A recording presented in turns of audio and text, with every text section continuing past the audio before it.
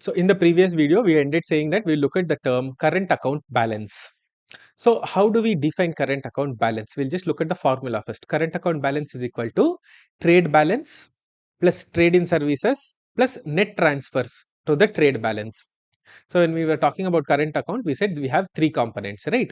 Trade in goods, trade in services, and transfer payments. So current account balance will also have three components. What are these three components? Trade balance plus trade in services plus net transfers to the trade balance.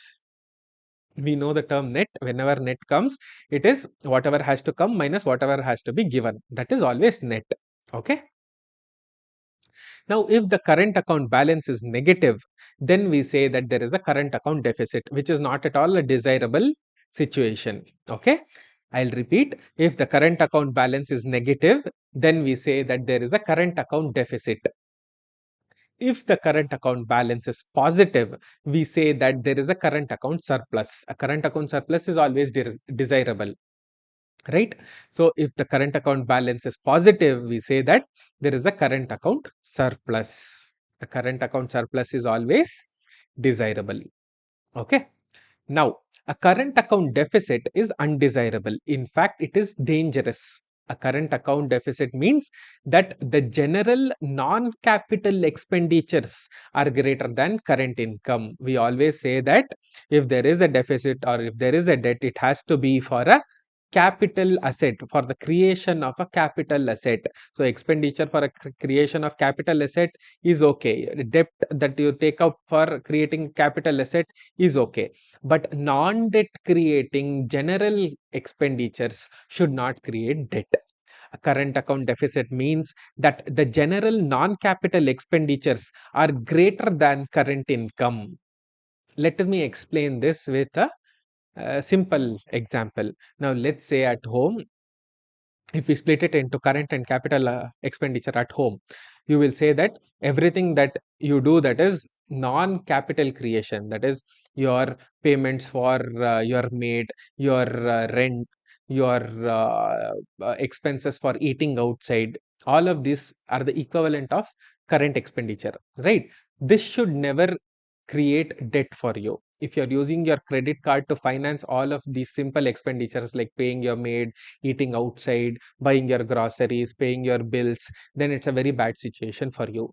What is the only situation that is acceptable for creating debt?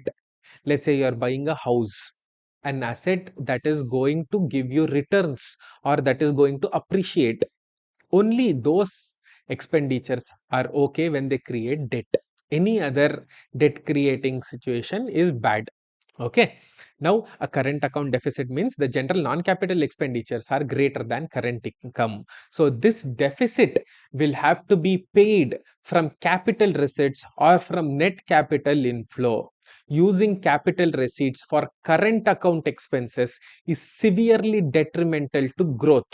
Hence, current account deficits are greatly undesirable. Okay, I'll repeat. Using capital receipts for current account expenses is severely detrimental to growth. Hence, current account deficits are greatly undesirable. The equivalent of this situation, I will explain. Now, let's say you have saved up some money to buy a house, 10 lakhs, let's say.